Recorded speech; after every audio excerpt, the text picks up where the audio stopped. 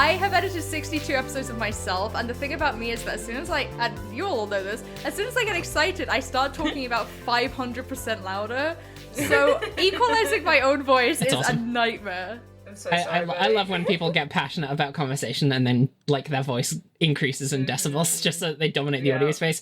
It's genuinely, I love it. Well, great news. We're about to talk about something that I have a few feelings about.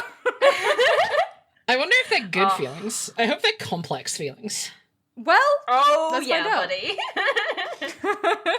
I'm looking forward to going on an emotional roller coaster for the second time today. Wait, what was the first one?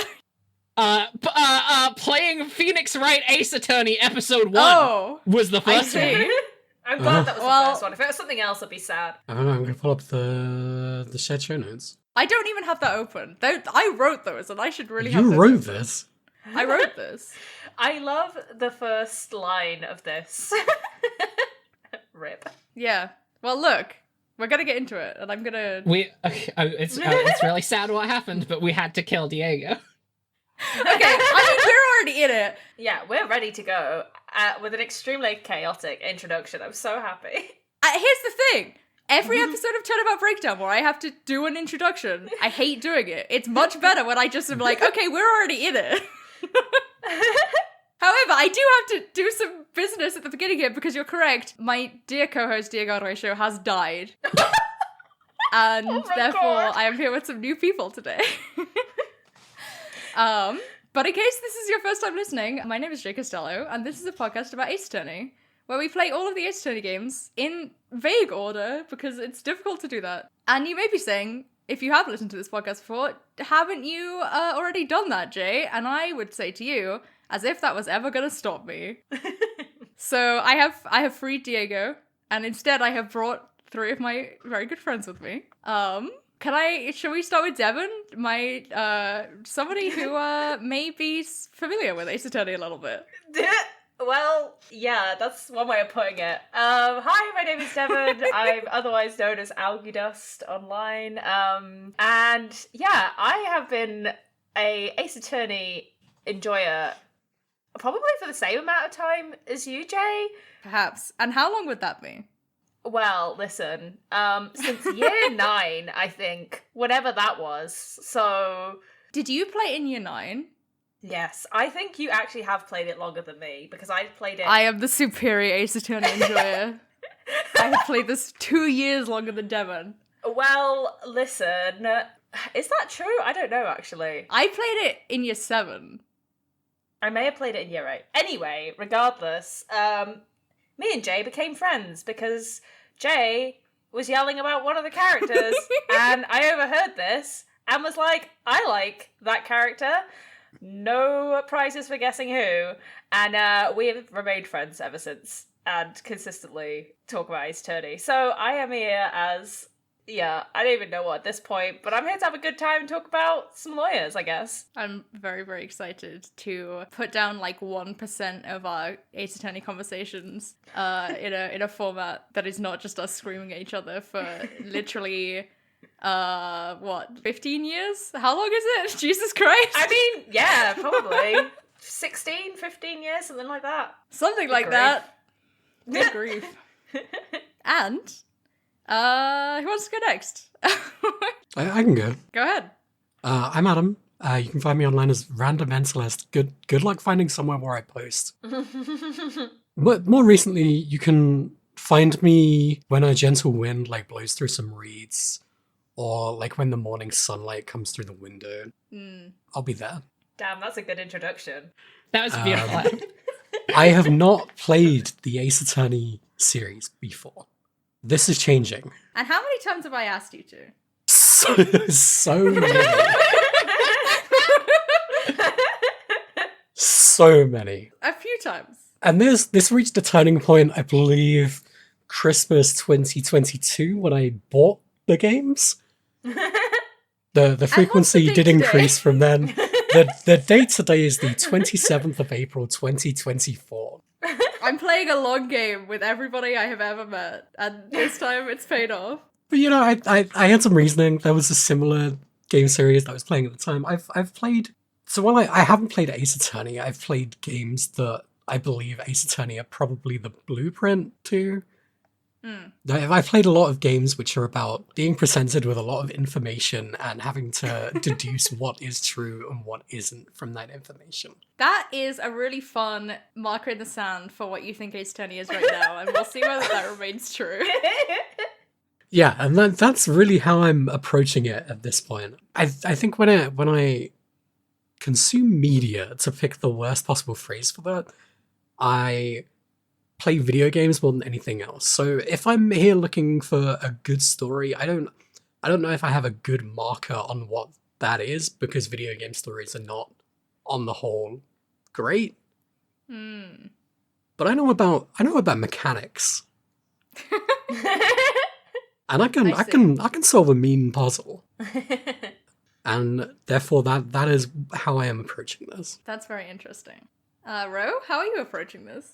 Oh god, I'm approaching this with with an overly scrutinizing analytic eye that makes me feel like I'm deconstructing a Barbie doll, like piece by piece, in order to find some metaphorical, deeper meaning that, I'm gonna be honest, guys, probably doesn't exist. I feel like this is a kind of game that wears its heart on its sleeve, but I'm willing to be surprised. Also, hi. Hi, everybody. I'm Ro. You can find me on the internet at RainRho. That's RainRho. Some people on the internet do tend to call me Rain, but honestly, I'm fine with either. You can find me on Tumblr, Twitch, and YouTube, where I used to make lots and lots of video content, but that, well, has gone stagnant ever since getting a full-time job, which doesn't make things easy, but, you know. The passion's always there, and that's the important part. And boy, am I already feeling the amount of passion in this room for the video game franchise Ace Attorney. We're sitting at a table. There's 2 chairs on either side, and 2 of them are for the people who have played Ace Attorney, and 2 of them are for the people who haven't. And it's really tense in here. Yeah. And Devin and I are vibrating out of their seats extremely hard. Yeah, there's like some like horrific sounds, there's like flashing lights. It's just like kind of a bit of a eldritch horror on our side of the table right now. Yeah. Awesome. Really scary. Good. Awesome, good, and really Be scary. scared. I never said where you can find me, which is jaymcastello online. I did go through a whole arc in Turnabout Breakdown 1 of saying that I was never going to do that again because I got so sick of it. But it's a new day, it's a new version of Turnabout Breakdown, and unfortunately I am still on the internet, so you can find me. One day you'll break free, Jay. I believe in you. Don't. Yeah, I mean, by the time this comes out, who the fuck knows what I'll be doing is the thing. Whoa, living an internetless life, maybe, off-grid. It's so tempting. Have you heard about the lumberjack trade? I'm not that very would work. strong. Yeah, me neither. You can be like a manager. I could be a manager. I love They're a not going to manager. let me talk about Ace Attorney anywhere else other than this podcast that I co-created. Well, to yeah. be honest, Jay, if Phoenix Wright's skills are anything to go by, it doesn't seem like becoming a professional lawyer takes a large modicum of effort. That's true, I hear. And this game is nothing if not true to life. Exactly. It is a factual retelling of events that happened in real life to my friend Larry Butz. Oh my god, I can't believe you know Larry. So I did write a summary, which I can read if we want to get into it. This is a very detailed summary because I was really taken by how this episode really, like, obviously it's a tutorial case, but it really tutorializes, like, how Ace Attorney is going to work from here on out. And when Diego and I were doing this, we would often, like, skip over a lot of the, like, nitty-gritty details about, like, evidence and stuff like that, which I don't necessarily think is going to happen with this crew, but, You have no I saw idea there what was you're a getting really yourself good into. I do, because I've read your notes document. Yeah, but I wanted to make this summary a little bit more detailed than usual because I thought it would be really good to get, like, this is how an Ace Attorney case really goes. So we'll see whether I achieve that. We begin in the courtroom lobby where rookie lawyer Phoenix Wright is about to take on his first case, a murder trial in which he'll be defending his old friend Larry. Larry is accused of killing his girlfriend, which we know he didn't do because we saw the murder in an opening cutscene. In court, we get briefly quizzed on the facts of the case before Larry is called to testify, and the prosecutor, Winston Payne, introduces some evidence about the victim taking a holiday. This is a surprise tool that will help us later.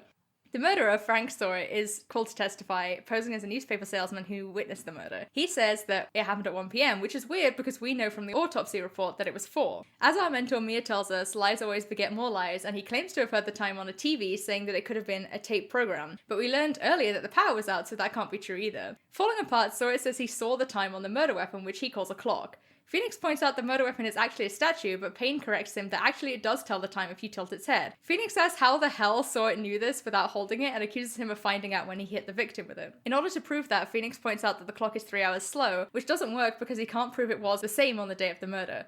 Luckily, Mia steps in and tells him to actually think about this, and Phoenix realizes it was probably actually 9 hours fast because, as Payne told us earlier, the victim had been in France until the day before the murder. So it passes out, and the judge declares Larry not guilty. After the trial, Mia congratulates Phoenix, and Larry gives her a gift of a second statue clock as thanks. Also, we're introduced to the tradition of post-case evidence presenting. Then Phoenix says some very ominous things about what's about to happen. The end. Excellent summary, Jay. Thank you. Thank you. Yeah, real good. You only stuttered once in the very beginning, and then you were flawless for the rest of the way. Well, even if that wasn't true, I would have edited it out, so you'll never know whether Ro was lying. Can I say something that makes me so mad at myself, though? What's that? I didn't even put 2 and 2 together on Frank Sawyer's name. Oh. Oh my god, that's so good. Here's what I'll say. Keep your eyes peeled. I think I was so like undercut by the Larry Butz thing, where I was like, okay, I shouldn't be taking fucking anything in this game seriously. And then the prosecutor in the case is a guy whose surname is Payne, and I was like, that's probably not. That's kind of that's probably not a pun unless he's referring to like the pain that was inflicted on the murder victim when they got bludgeoned to death with a statue. That's a bit tenuous, I think. And then it turned out the guy Such a heavy take. who quote unquote saw the murder is named Sawyer. Like, fuck me. I'm so bad at this. Ro, I don't want to make this worse for you, but as Adam pointed out in their notes, his name is Winston Payne. When does it say his first name in the case? It's in the case notes. Ah, okay. I didn't read In the the case court notes. record, sorry. That's fair. I did not know they never said it in the actual trial document. Yeah, which is very never funny. in the actual like conversation in the trial do they say his first name. No. Otherwise, I would have written it in my notes. It is Winston. Winston Yeah. Payne. That's what I'm dishing out in the video game Overwatch. Wow, I didn't know it was 2018. It's 2001. That doesn't come up for 17 years. Like, your kids are really going to enjoy that one.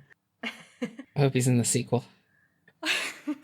But I don't know what this name represents. Winston Payne. Is this because he like flinches really easily? Because he's a I- coward. Yeah, because he Believe crumbles it's because like we beat the soft shit out paper. of him, proverbially speaking, yeah. Yeah. I think he's just suffering forever. Like, it's fine. He came to a And- battle of wits, but clearly he wasn't armed.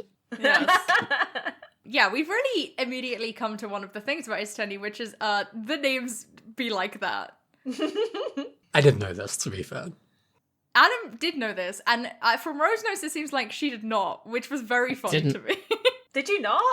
Oh If my they god. were gonna make it a consistent theme, they should have made the main character's name Lawyers Goodley. Like Phoenix Wright isn't wordplay. Like he's right because he's good. The thing is with Phoenix is like his name is used in wordplay like in this first case so much already. Like the amount of times that is like, is that right? And like, you're wrong, right? And just it's just they didn't shy away from that in this first case already. It's so silly. Also he keeps like making puns during the conversation, and it feels like it's really inappropriate when like a girl died. Like, I get that this game has a jovial sense of levity, but like your best friend's girlfriend was bludgeoned to death with a statue. Sometimes you worry just about it. really get in the zone. Sometimes it's your first day in court, but you are still thinking about maybe you should just become a stand-up comedian. He treated his first day in court like it was his first day at school. Yeah. My first note for this case is the quote, "Boy, am I nervous," and then Phoenix is a small Victorian child. And And I That stand makes by sense. Considering how little he feels like he needs to be paid for solving a murder case. that. I guess he doesn't want for much. Well, it was a favor. This is Yeah. like stated. Yeah, is it true. was. I just think it would be funny if he said solve crimes for a petty governor. But also, like, how good do you have to be in with a lawyer for him to, like, get you out of a murder trial for free? For free! For free? For free! Like, I know this isn't the real They get world. some conversation. We'll get to that. I know Yeah. this isn't the real world, but, like, so much work goes into prepping for a trial that would have been, like, his life for maybe, like, 2.5 weeks. Now, you say this. Right. This is exactly something that Adam brought up, which I think is a really smart pull from the first case. First of Go all, it doesn't seem like a lot of prep has gone into this, since we know basically nothing going in. Second of all, this murder was carried out on July 31st. The date of this case is August 3rd. It's been 3 days. That's not real. They can't do that. Was this the only crime between then and then? Between those 2 dates? Much to think about. Clear my books. Larry Butz has been charged with murder. Judge Man said, no, I can't deal with all these petty theft charges. Clear the court for the next fortnight. Larry Butz has been charged with murder. I mean, this also happened in like half an hour in like the morning, right? I don't think Yeah. that's the time. It was an extremely chill trial, like all things considered. 1 witness, 2 cross-examinations, in, out, boom. 30 Yep. minutes, done. Easy peasy. They didn't even need to go into overtime. It was crazy. But like the vibe of the case is kind of like this is like an open and shut thing. Just push it through on like a Thursday morning or whatever. It can't- then no. just move on No, to the next. I need to debate that for a second, Adam, because if a case is open and shut, but okay, we need to go back to the fact that there were like 3 days between when this murder happened and when the court case happened, because in the introductory conversation, the like narration piece that Phoenix Wright does, he does state that like major news outlets are already saying that Larry is guilty. Yeah, it's open and shut. Yeah. Like, there is... That's not open and shut, because he's not. It's open and, oh shit, I shouldn't have opened that. It was open and shut, and then Phoenix Wright turned up, is the thing. Yeah, it was open and shut, and then he opened it, and then, it was open and shut, and then opened again, and then shut again, all in the span of like 2 days. Yeah. But what I'm saying is like there's like a rookie lawyer and some loser on the prosecution side like, looking for an easy win, right? Like Oh, that's so good. I did say he is basically like the jobber of lawyers. I mean, one of the first things that Mia says in this is like, also, we haven't introduced Mia yet, but Mia is your mentor. I did say that in the intro, we're fine. You did, yeah. She's like, it really says something about you that your first case is a murder trial. And I was like, God, this case is such a good introduction to Phoenix Wright as a person, because not only is it a murder trial, it's for his loser-ass best friend. And it's like, you can learn so much about who Phoenix is from what his first trial is. Yeah. I feel like we've done a terrible job about talking about events in order, but I just think it's so funny that Phoenix, this poor innocent Phoenix, poor never done anything wrong in his life Phoenix, turns up, sits behind his little defense podium, shy as the day he was born, just sweating up a storm, so nervous is he. And the judge just takes one look at him and says, hey, if you fuck this up, you are going to ruin someone's life. But hey, man, I'm a chill guy. I'm a pretty cool guy. I'm a reasonable guy. If you can tell me your best friend's name and the name of the dead woman who this murder is being charged regarding, I'll let you keep going. Like, I don't give a shit, man. I'm ready to see sparks fly, motherfucker. Like, what is going on? I mean, we passed the bar. Like we're good to go. Like this test is. We passed the bar, but like, what are his expectations of us at this point? Like, we should know a bit more than just like. It's some 10 a.m. names. on a Thursday morning. He doesn't give a damn. I think he just wants to see a guy squirm. Did anyone purposefully answer any of those things wrong, by the way? I No, really I'm wanted here to. to get a I good really grade. wanted to. Yeah. If I had the wherewithal. Ooh, go for it, Devin. Well, okay. So the ones I answered wrong were the question of who is the defendant. And the first one that I picked was the defendant is Phoenix. And Mia's just like, you did pass the bar, didn't you? She seems genuinely concerned that, like, she has been lied to by this, like, guy. The second one is if you say the defendant is Mia, and she's like, I've got to go. I'm expecting a delivery. I need to leave. And I love her so much. I love this case, right? Because you get set up with Phoenix, who is, on the one hand, chaotic, like, has the potential to make mistakes. Mia is just kind of like, I don't know what this guy is. But on the flip side, like, he's also posited against Larry, who's seen as the real, like, I don't know, like, Larry, like you say, is a loser. So as much as Phoenix is having a bad first day of his job, he seems sensible compared to Larry. And that's, like, I feel like that is a lot of things where, like, Phoenix ends up seeming like a normal dude, when really, he is a very chaotic guy. Larry is like such a piece of trash that it sort of brings down my opinion of Phoenix by like how did you put up with being best friends with this guy since you guys were in like middle school or whatever it was? But Mia doesn't know anything about Larry, which means that as long as, like, Phoenix hasn't told anyone about Larry. They're best friends, but he's like, I'm not introducing this loser to anyone. Like, Is this like legal? I don't know what the like general consensus is as far as lawyers go to like I guess it would be fine, but I always get the perspective of like if you're the defendant of someone that you know really personally, it's sort of the same thing as like if you're a surgeon that has to do surgery on someone you have a relationship with. I know they're different kettles of fish, and it probably is fine, but it just seems like weird, you know? Yeah, no, that's extremely fair. I think I felt like that the first time I played it, just being like, wait, are you supposed to be able to, like, defend your friends? Is that not, like, a conflict of interest? Devin, when you kill a guy, I'll be there for you, buddy. Oh, thanks, buddy. I appreciate it. Great. I'm so glad I got a top-notch defense attorney on the case. I feel like I'm more able to murder people now. What we're doing right now, this is my training. Right. Yeah. That's another really few episodes of this game, and I'll pass that bar exam, no problem. I'll know so many people's names; it'll be easy. I actually want to go back to like the very start of this case because what struck me is that you don't see Phoenix for a little while, like until you get behind the podium. There are like you meet two characters before you see Phoenix. Right, because you're like in his perspective, right? Yeah. Yeah, you're wearing a skin.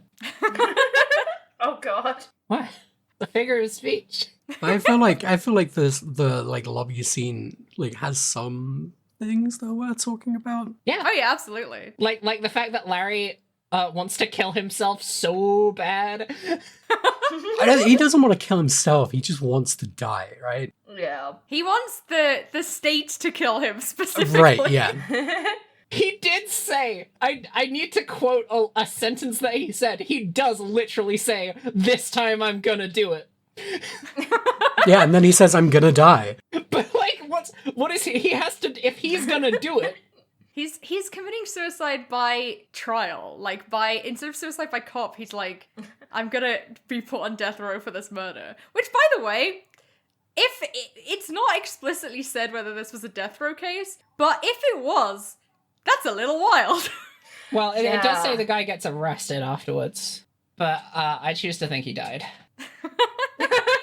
I feel like it would be so funny of this game franchise, really, to just have this extremely ludicrous sense of humor with these really wacky and colorful characters, but everything that's going on in terms of, like, the legal system is incredibly fucking real, and, like, the consequences of the things that happen in the court are devastating. Because it would be so funny if the guy whose name is Larry Butz got convicted of murder and then executed by the state if you fucked up that case, and then Phoenix Wright just has to be like, welp, On to episode 2, I guess.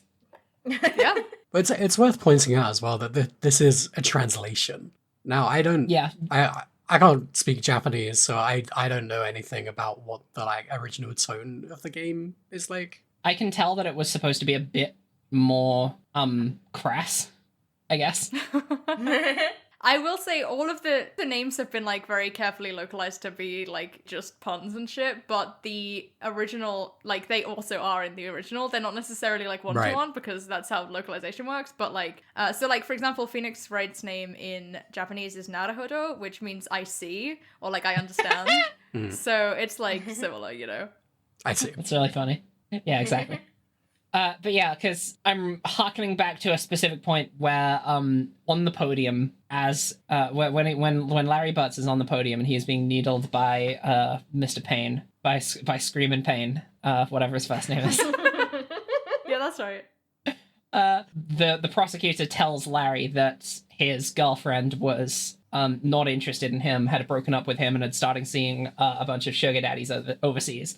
And his reaction to this, to finding this out about a person that he was infatuated and had recently found out had been bludgeoned to death with a blunt object. That was also, it's worth noting that this blunt object was also something carefully crafted by him as a symbol of his love for this woman. Which is also like an insane thing to not know ahead of the case.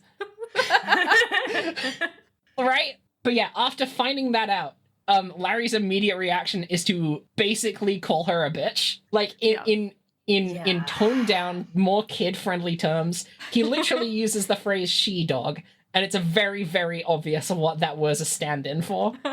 And it just makes like, it's beautiful. Like, the moment that the woman you were claimed to be obsessed with does something you didn't like, then bam, the misogyny switch turns on, and it pours out of your mouth like water.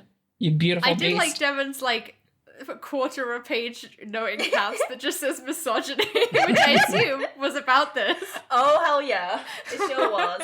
I think it's really interesting, right? Because, like, in terms of how this case treats Cindy Stone, who is the victim, whose name we haven't said, which maybe says something about how this game is written. Yeah. But, like you were saying, Ro, Payne, like, traps Larry into, like, being deeply misogynistic about her. And he's like, basically, oh, well, how did you feel about the fact that she had these sugar daddies and stuff? And it's like, she's, like, it's like a really interesting position for her to be as, like, one of the female characters in this. Like, there's only one other woman in this case who's Mia. And she looks like that. But, like, it's a really interesting thing, I think, where they're, like, they use it to characterize Larry and, like, to make him look guilty, but at the same time, like, you know he's not, and you're kind of supposed to like him, at least as, like, Phoenix's friend. I don't know, there's, like, a lot of layers to what's going on here, I think. Yeah, it definitely sets up a lot of complex character interactions, which is compelling, but not necessarily what I would call paramount writing. No, I feel like, I agree. Considering that this is an audio medium, I feel like we'd be doing a disservice if we didn't, like, describe the deal with Mia a little bit. just so people get the gist, because it is hilarious. Yeah, go ahead. So Mia is, Phoenix always refers to her as the chief, and I don't really know what that means in the context of lawyers. I don't really know if lawyers have, like, precinct chiefs or whatever she is, but she's clearly like, she's basically like Phoenix's work mom.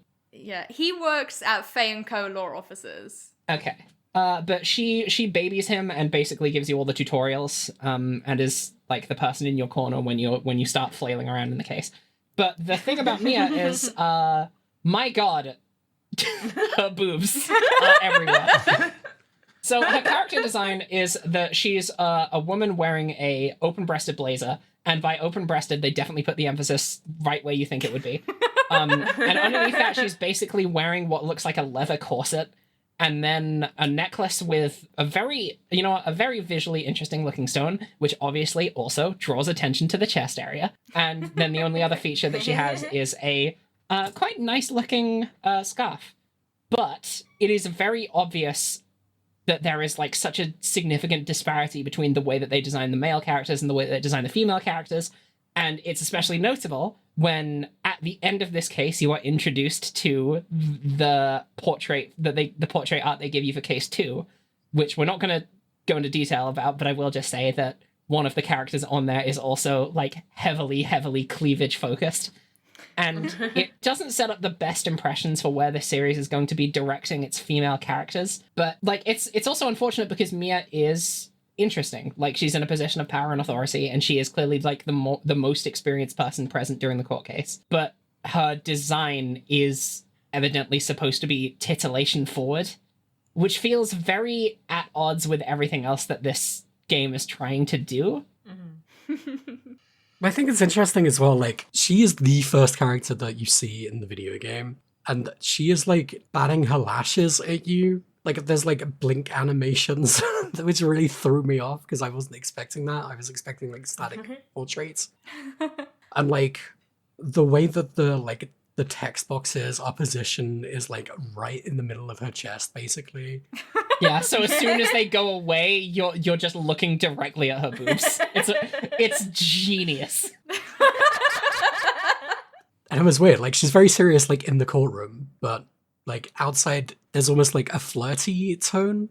Yeah, I found that really off-putting, because, like, I don't want to go, like, down a Freudian route with this, but, again, bringing back to that point where she is, like, evidently your senior. She constantly has to baby you throughout the court case. She is the person you rely on for, like, moral and informational support.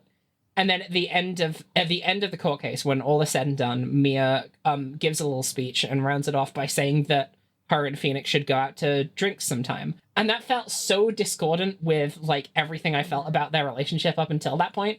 Because I was like, oh, okay, she is so not on the same league that Phoenix is on. She is, like, so many rungs above this, like, white belt kid that has just stepped foot in the courtroom for the first time. And, like, I was like, if their relationship was going to go anywhere like that, I would expect that to take multiple games, like, full video games, to reach that point. Because she is just, like, a rung above in so many regards that it almost feels like she is stooping down to his level in order to develop that kind of relationship, which is so weird. Yeah, I mean, okay, I know I've been on the internet for the last 23 years or whatever, however long this game's been out.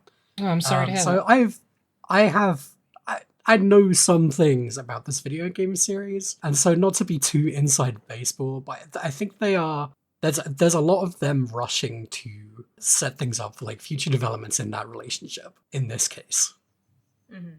And so it does feel like a bit heavy-handed, for sure. It was so charitable of you to account that to the internet and not me having told you the entire plot of this game like 15 times over the course of our friendship. Well, yeah, I've got, there's some different sources out there who could say what could be attributed to what. So I don't have, like, a great memory of, like, the full series, but I think, like, 2 of the cases in this game I think I pretty much know about. And then the rest is, like, I will see when I get there. So I'm going to try not to be too lean on that too much. But also, the game does do a lot of foreshadowing outside of that. So one piece that I did pick up on, we'll get to later, and then they just went ahead and said it immediately afterwards. We'll get to that. Where are we? Are we still in the lobby? I think we're still in the lobby, yeah. Oh, God. Remember when I said, I don't think this is going to take this long, because I was thinking about Diego and then I should have thought a bit harder.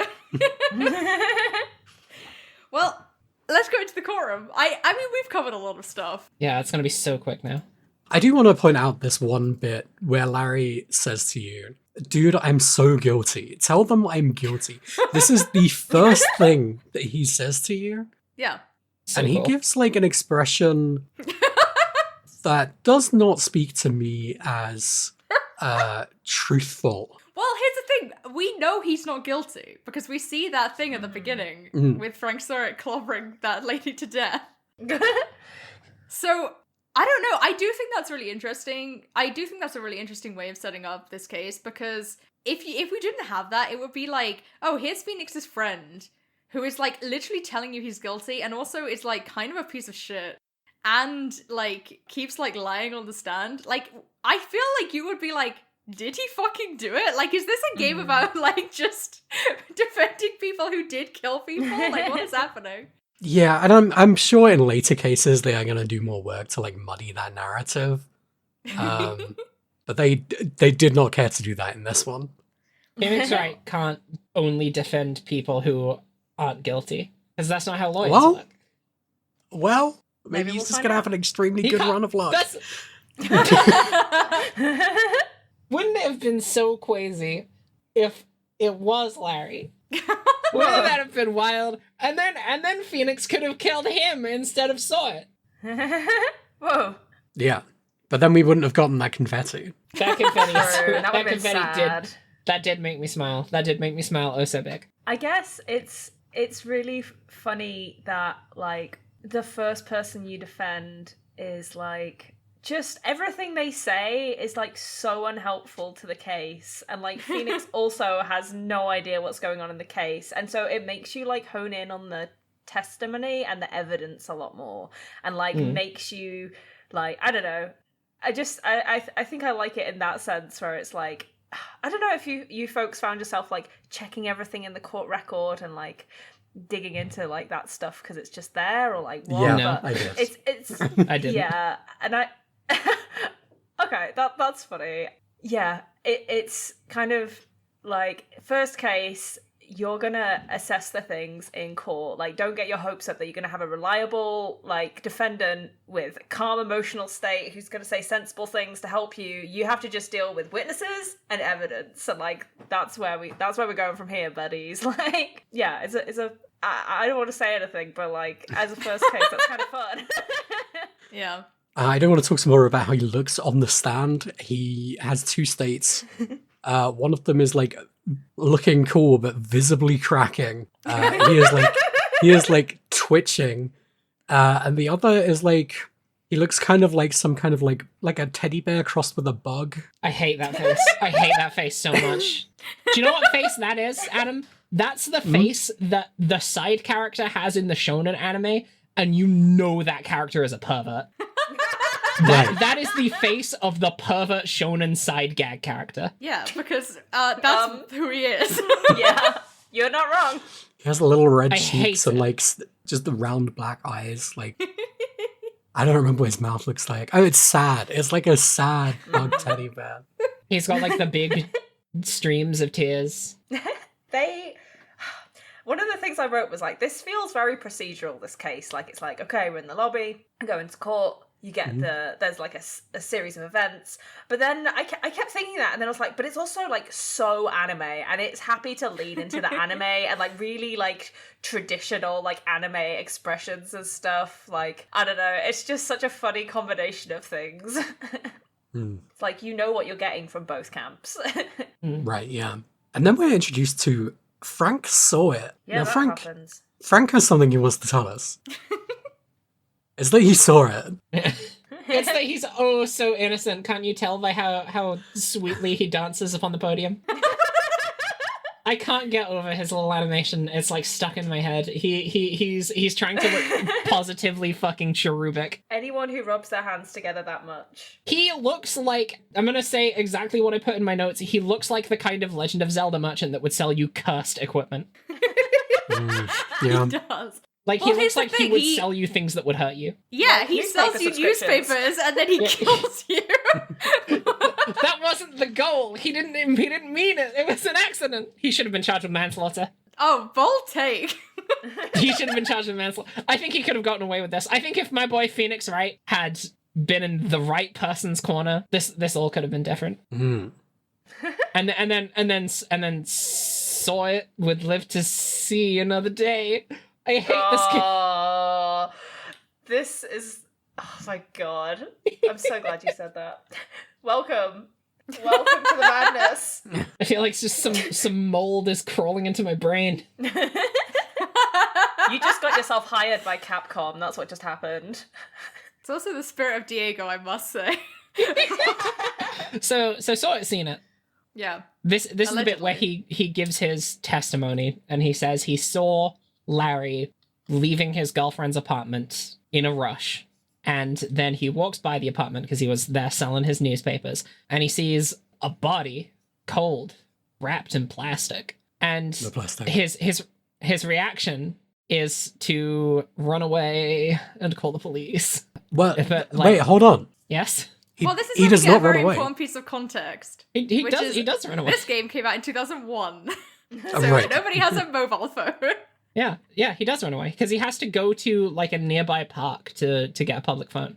No, what he does is first of all, he says he does not enter the apartment True.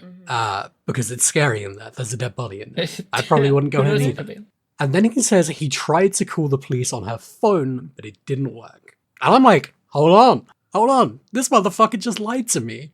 I love yeah. how quick and easy the lies come out. Like, this guy was so ready to be a witness in the murder that he did without having an alibi. And, like, what a ballsy move. Like, for real. Yeah, he was so confident with it. He thought he was gonna conquer the world with that smile. And then he ran away and called the police. And then he ran away. Yeah. So yeah, like, this is where we're first introduced to the cross-examination mechanic, which is fun. They give you a pretty thorough breakdown of how it works. So you basically go through the witness's testimony, basically section by section. So every prompt of text on the visual novel side of things, you can just scroll back and forth between. And you can either press them for more information, or you can weigh that block of text against the evidence that you have to see if there's any errors or any contradictions. And the one thing it doesn't tell you, and I really should have messed with this a bit more, is because obviously it's Mia that gives the tutorial. She doesn't really tell you that if there's any consequence for pressing the witness at every single opportunity. And I still don't know if there is or not. They talk more about pressing in the next case. But the short answer is no. And also, it kind of, I think it, especially in the trilogy, it adds a lot of richness to do it because you get a lot more dialogue and you get like more depth of these characters in a lot of cases. So I would encourage it. Yeah, that's Because good I was to worried. know. Yeah, I was worried there was some kind of invisible like metric I was counting against every time I pressed them for information. Yeah, that makes sense. I mean, there's a visible metric. There is, but it's not really clear on what it indicates. But yeah, so you're going through his testimony, and you realize that he would have had to go into the apartment to call on the phone. So that's where you get your first jab against him. And you also realize that in his initial testimony, he said that he found, one of the first things he said was that he found the body at 1 p.m. Yeah, he's very sure about this. Yeah, he like literally, without prompting, he ends his testimony by saying, I'm certain of the time, I couldn't forget it, I found that body at 1 p.m. And you look at the coroner's report you have of Cindy Stone's death. I remembered her full name, and I'm very proud of that, because the game doesn't really care if I do or not. The judge would let you become a lawyer right now. Yeah, exactly. I'm probably more equipped than Phoenix is. And it says on the coroner's report that she was pronounced dead between, well, her time of death was estimated to be between 4 p.m. and 5 p.m. And that's when you get your first proper, like, swing at him, where you can really just, like, poke at that massive hole in his armor.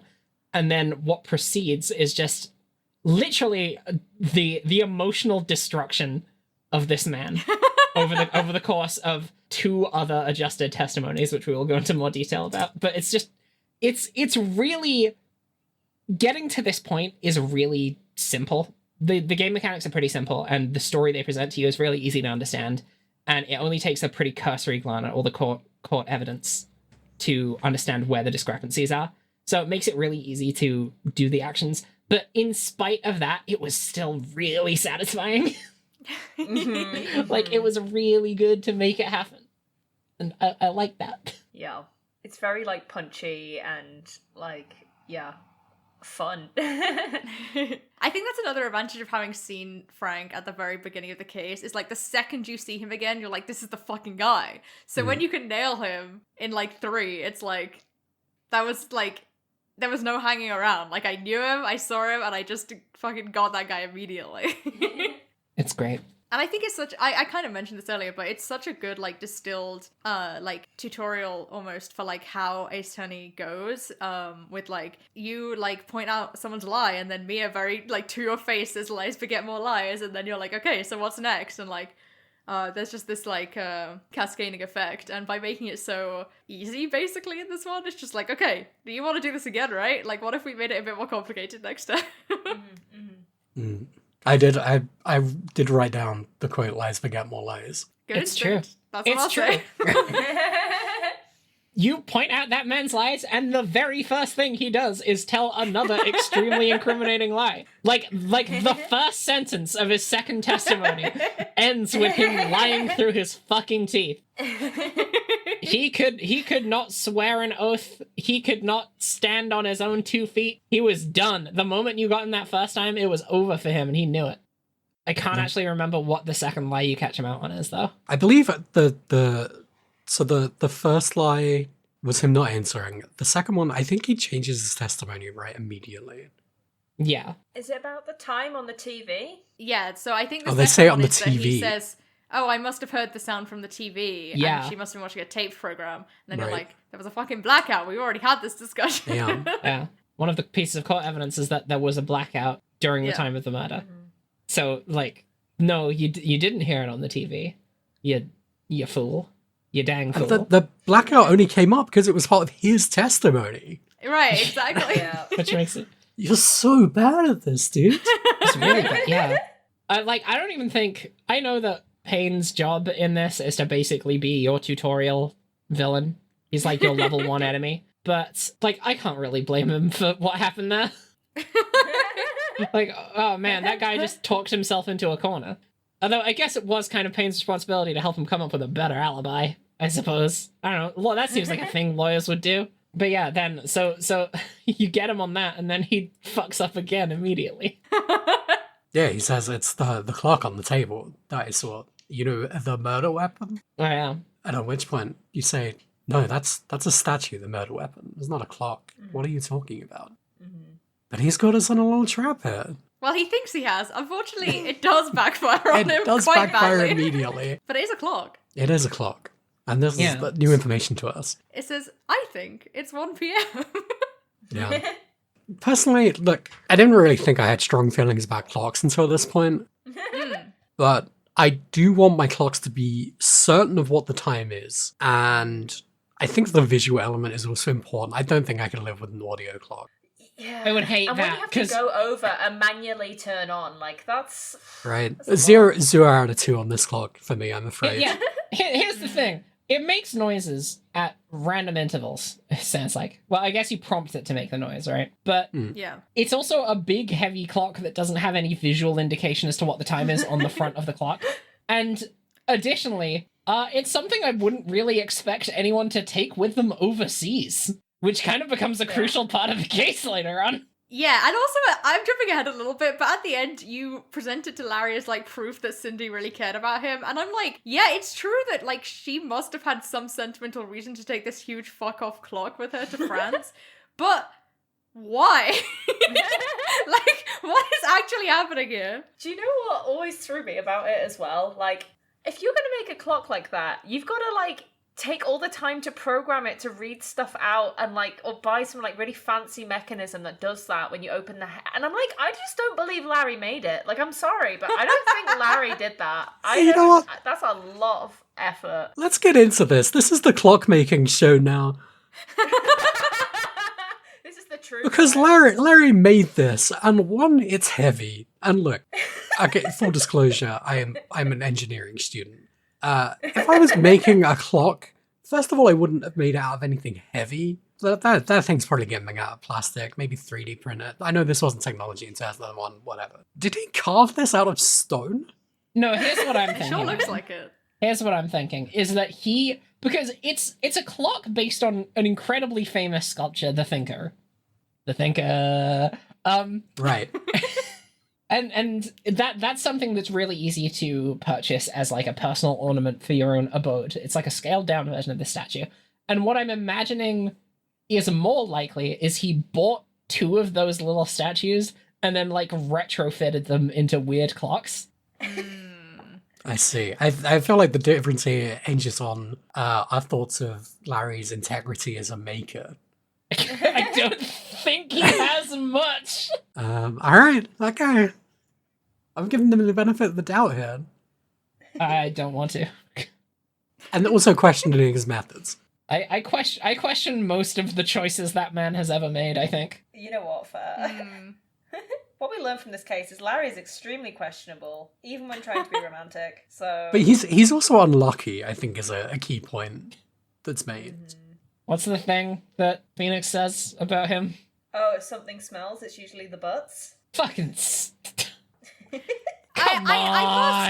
I must insist. This is not something that Phoenix says about him. This is a well-known phrase that all of his friends say about him. Yeah. This was a group effort. The funniest thing about that line is the implication is that it's a line that was said by like mean people in school when they were kids in school. Right. But like the way that line is structured, it sounds like something the protagonist of like a noir detective thriller would say. I mean, primary school and noir thriller, like how different are they really? So true. Yeah. So true. Every time I would go into the headmaster's office, they would be behind their desk with their face shrouded by the shadow of their trilby, smoking a very, very big cigar. Yeah. And I would Well, it was say to them, "Sir," a candy cigarette. I would say to them, sir, there's been a horrible accident on the playground, and they would say, well, if something smells, it's usually the butts. Right. Yeah.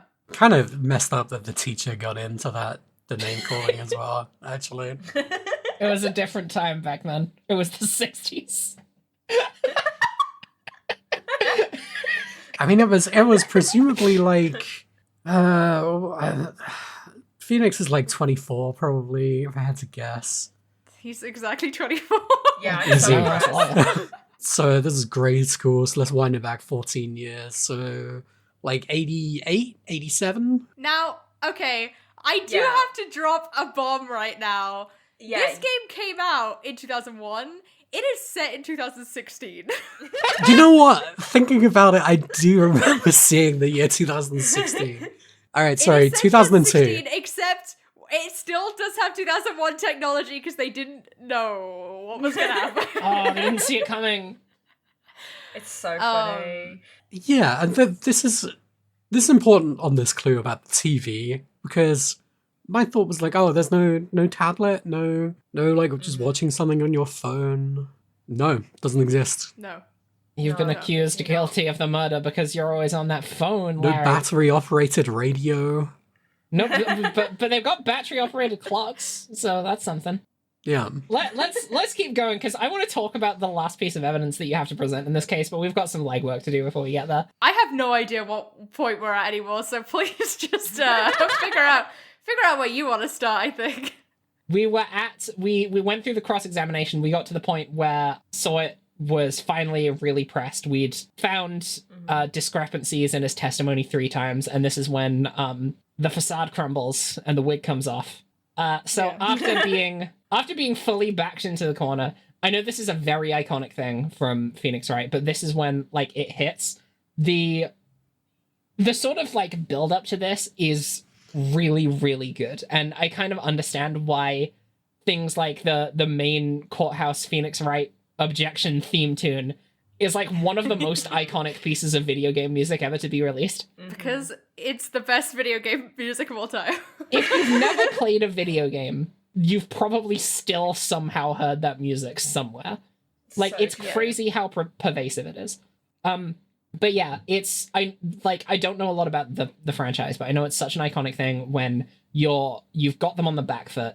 They are losing their composure. They do like a big over-the-top animation of them, like the way that they break down is such a literal presentation of like their face of the innocent bystander to the guilty face of a serial killer. And in this case, it happens when Sawyer rips his wig off and throws it at Phoenix Wright's face, which is pretty funny. Pretty good bit. And then also starts like trying to tear his clothes off. Yeah, that is kind of true, yeah. Just quickly, what is the name of that track? Pursuit? No. Yeah. It's After Pursuit, right? There's investigation, pursuit, and then cornered, I believe. Cornered. Cornered. Yeah, Yeah, that yeah. sounds right. Can't believe I don't remember that. What a failure. I gotta go, guys. I've What a let you all felony. down. Bye, Dan. I've spent 62 episodes talking about this stuff, and that's why I have it locked. But yeah, so like it's clearly supposed to be that he's getting hot under the collar, he's getting flustered and stressed and sweaty, but like they overdo it, so you're seeing like most of this man's naked torso while he's tugging at his collarbone, and it's very, very funny.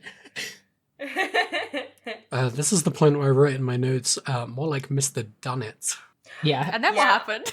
And then I also wrote that Phoenix down. Wright says, "It looks like you Mr. Did It instead of Frank Saw It." And I said, "Hey, you stole my joke."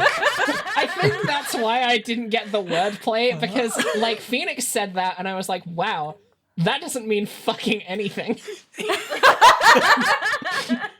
Like you could say that about anyone's surname. But yeah, like what I was surprised by is I assumed when Cornered kicks in and they have that big animated change in personality, that was when it was basically like a cinch. You basically like won the case at that point. But no, there's more, which is cool. But the leap in logic you have to do for this next bit, I don't know if it was information that would have otherwise been revealed to me if I'd pressed Sawyer at every opportunity during his testimony, but you have to, I think the specific thing you're trying to accuse him of right now is to prove him guilty, you need to prove that the clock that killed Cindy was running 3 hours behind on the day of the murder. And Right. you only have the stuff in your court evidence to do this. And the first thing I was going to do is, like, at a previous point in the conversation, you could have brought up the batteries in the clock to do something. I can't remember specifically what it was. But it meant that the batteries were one of the things that was present in my mind, because I knew this was a battery-powered clock, and there was a possibility that, oh, maybe the batteries are, like, old and nasty or whatever, so maybe that's why it's running late. But the actual answer... There was, like, so many other things I thought of before what the actual answer was. And the actual answer was that, oh, because Cindy recently came back from overseas, because she was in Paris, that meant that while she was overseas, she was actually 9 hours ahead of the current time. And also, you just have to assume that she brought the clock with her overseas and then back and didn't change the time, which is really weird. Like, that's such a leap in logic that I would never have made. I think you're completely right.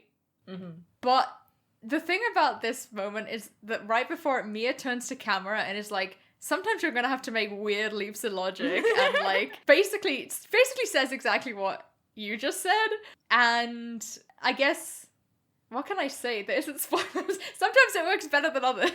Yeah, because like narratively, Can I would concur. consider this to be kind of a weakness, because I think the whole structure of being on the attack against the witness, it really feels best when it feels like you and Phoenix are having these realizations in tandem. But what it felt like happened that time was I pressed that button because I pressed the passport in the case notes because I didn't know what else to press, because I was like running out of ideas. And Phoenix said a bunch of shit that I was like, what? Where I was like, where are you getting this information from? And I think the safe infer that you're supposed to do when you're first presented this option is you click the passport, because I think it's the only piece of evidence that hasn't been relevant yet. Yes. Yeah. Which I still think is kind of dumb, right? Because, like, not necessarily is everything presented to you in a court case going to necessarily be a point of contingency. Like, you shouldn't need to rely on every single piece of evidence in your pocket. Going forward, I'm sure there's going to be some red herrings. However, this is the baby time tutorial case. So that is part of what... Like, so for the record, I didn't have... I got this pretty much straight away. I couldn't figure out the time difference because I forgot they were not in California. They absolutely are. It's 9 hours ahead, whereas in Japan it would have been 9 hours behind. Right. Right. So I was like, well, if they're on the East Coast, like that's like 6 hours, right? But like I don't remember. France is like an hour ahead of here, and like East Coast is like 4 hours behind. Whatever. I picked it anyway because it was like clearly what they were getting at. That's the maybe thing, not. right? I think this would be easier I think this would be a less wild jump if you automatically were like, oh, France is far away. They have a completely different time zone. Like, if you live in Japan or you live on the West Coast. But like, in that case, you still have to jump to the conclusion that she took this big, heavy clock on holiday with her. Which is crazy. Because there's so many points in the conversation where they talk about this thing being a big, bulky, blunt force instrument used to kill someone, not something that someone would, like, take in their onboard fucking luggage. Like, they make it sound like it weighs a metric ton, and she's carrying it in her suitcase overseas. Like when in 2001 was this game made? Like, is the TSA a thing? Because if I saw someone bring like a mechanized statue onto a plane, I would be raising a few eyebrows, to say the least. This game came out on the 12th of October 2001. They'd already put it in, unfortunately. They couldn't take it out in time. Yeah. It also did not release in America until, like, 2004, I believe. Also, like, I mean, again, I know this came out a long time before a lot of other, like, detective, like, deduction games came out. But, like, I think in a real-world scenario, like, you wouldn't have needed to make this proof, like, beyond the shadow of a doubt. I think we were at a point where it was enough. However, in these games, you do have to make that extra step because the judge was like looking to like throw out the case at that point.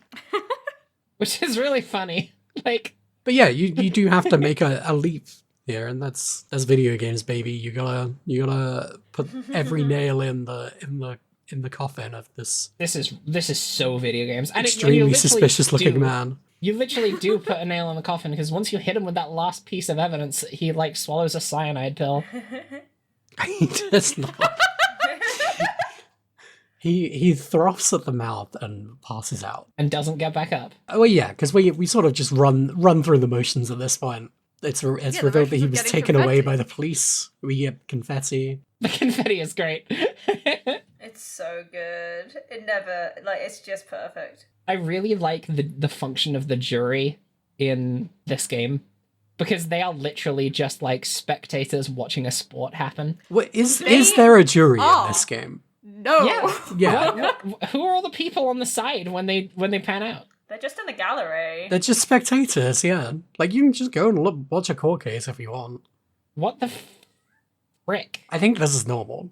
I've never been to jail, so I wouldn't know. But you don't have to go to jail. You can just go and sit in the stands. I don't want to. It is normal that you can go to court whenever you want, but it is not that normal to not have a jury at all. Yeah. Yeah, like that's why we I are purely assumed at the that's what they discretion were of the doing. judge. Yep, it's just that Which one is guy. wild, because this is a murder case. Like, I feel like for small claims court, You're not that's not a wrong. big deal, right? But like, when someone's when someone could suffer a life sentence for this, I feel like it should be up to a the jury death of their penalty. and possibly the death penalty. I don't know what the law was like in California in 2001. Well, I don't think it matters too much, is what I will say. I mean, it's worth noting, like, again, like, it's a Japanese game, and, like, the Japanese criminal system, the Japanese justice system, I should say, is fucked up. Correct. Not gonna get into it too much, but yeah. I think the American justice system is fucked up because they don't shower you with confetti when you win. Yeah. Is that the marker by which we're determining the goodness of a justice system? Yes. Incredible. Yeah, and then after the trial, we return to the lobby. Yeah, I have a question about this. Yeah. We get to go into the evidence again. Yeah. Do we just get to keep that? Is that like the winner's like spoils? Yes. Or we just get to keep the evidence? I actually think they specifically say you can't because the clock that Larry gives to Mia is a different clock. It's the second one that he made for himself.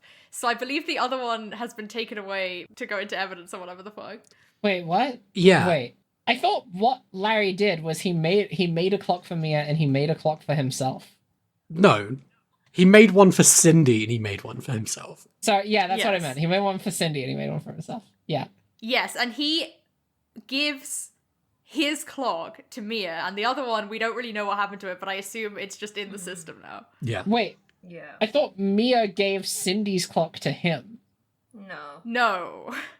At the end of the game, Phoenix presents the clock to him to be like, don't worry, she definitely actually cared about you, which is fucking wild, and we can talk about that. But I don't think that he was actually showing him the real clock. I think that he was like, this is just a representation from the folder of notes that I have. I see, yeah. Oh, it's Okay, just that like a makes picture sense. of it. Okay, It is right, confusing. Yeah. That is a bit confusing. It would have been a lot more funny if he got to keep that. I think it would have been a little bit fucked up. But I think that Ace Attorney has a Venn diagram of fucked up and funny, which has some strange overlaps. That is the most accurate description of this game I've ever heard. Well, I want to talk about this moment as well with the clock, because when he hands over the clock to Mian, I'm like, okay, he is just handed a replica of the murder weapon of the first case to Mian. This is probably foreshadowing in some form. And I felt really clever intuiting this. And then about 30 seconds later, the game says, little did I know this clock would be at the center of a whole nother case. And I'm like, why give me this little hint of this little morsel of foreshadowing? If you're just going to go ahead and tweet the whole thing out immediately afterwards. Yeah, I have forgotten that this happens, because this happens a lot in one of the other games, and it drives me insane. But now I'm like, oh, it also does happen in this game, I guess. So I simply will be nice about it this time, because I can be inconsistent. What is the rating of Ace Attorney? Like, age-wise? Every game is T for teen, except Dual Destinies, which is M for mature. Wow. Funny. What are they doing in that game? Because this is the thing, like... Don't worry about it. Like, definitely me as a teenager did not pick up on, like, that foreshadowing, and so I needed the text to tell me, like, something was gonna happen. Yeah. Because I feel like if there wasn't that at the end of the case, like, I don't know, that's like a good setup for a younger person. But yeah, you're right, as an adult, it's kind of like, okay, yeah, right, thanks for spelling that out in a really... Because it feels also quite an adult game, like, there's really adult themes, like, there's way too much joke about people, like in this first case, you've got Larry constantly saying he's gonna die. It's like, okay. You see the animation of Cindy's blood, like, seeping Into from the her head, like, floorboards, into the Yeah. crevices of the floorboards, yeah. They're talking about, like, sugar daddies, and, like, just everything Larry says is a problem. And, like, and it's like, this is for teenagers. Like, because they also spell out a lot of stuff and maybe don't, like, allude to as much as they could. So it's just, yeah, it's a really funny, like, I don't know. Yeah, it's wild. Now, son, you're 14. I think it's time I taught you about murder. And I think it's time I taught you about murder, suicide, and sugar daddies. Everything I know about those three subjects comes from this case of Ace And Attorney. going to dinner with your boss. Yeah, it's worked out really well for me. Yeah, and then the case opens much the same as it... Wait, the case closes much the same as it opened, in that you hang out with Mia and do a little flirting, I guess. It's odd. Like, Phoenix is 24, and he feels like he is being a lawyer on, like, work experience. Like, he's gone to this legal firm for work experience, and Mia is the one showing him the ropes. But for, like, the week he's not at school or whatever the fuck. It just feels... It just makes, like, whatever strange stuff is going on with their relationship feel so weird. Not in, like, a, like, predatory kind of way. Just in a, like, where is any of the groundwork for this? Like, where is any of this setup going towards? Like, what is this for? Who is this for? Well, you'll find out in the next episode. Well, here's the thing. Like, the fact that Mia only acts like that in situations where you can't physically see Phoenix on screen makes it feel like they're supposed to be only in situations where Phoenix becomes the player surrogate, and it's supposed to be Mia talking directly to the player, because, like, Mia's designed to be, like, a hot lady. So it's like, oh, it's like if you do good at crime, if you do good at defense lawyering, then a hot older woman will stop flirting with you. Yeah, Congratulations, buddy. It's also It's also funny as well because Mia goes into this big speech at the end about like what it is to be a lawyer and how you should always believe in your clients. And it's a really like important moment in the case, I think, where it sets like the tone and like what the expectations are and what you're all about. But it fades to black while she says this, so you can't see her and get distracted by her boobs, which is hilarious. That they were like, we gotta keep the sexy Mia and the like mental Mia physically separate by just taking her away and having this disembodied voice being like, look, Phoenix, here's my wisdom. Which is wild. I think it would be funny if they just like zoomed in directly on her necklace, because I feel like that symbol, that necklace is like a symbol, and I don't know what the symbol is. And I don't know how to Google it without just getting pictures of Mia's breasts. That speech at the end is like so like a summary of what the next 11 games are gonna be. It knocked me out because Diego and I like reverse engineered this over 62 episodes of this podcast, and then Mia looked directly to camera and was like, hey, this is what being a lawyer is. And I was like, fuck, it was here all along. Do you wanna read it? The first game. I would love that. I just pulled it up. Yeah. Mia says, right, I hope you see the importance of evidence now. Also, hopefully you realize things can change depending on how you look at them. People too. We never really know if our clients are guilty or innocent. All we can do is believe in them. And in order to believe in them, you have to believe in yourself. Right, listen, learn, grow strong. Never let go of what you believe in. Never. But as long as your belief is in your clients. Normal thing for a character to say. Especially a character who will live forever. So it looks like the necklace that she wears is a magatama, which is a bead that is often from very, very, very, very old Japan.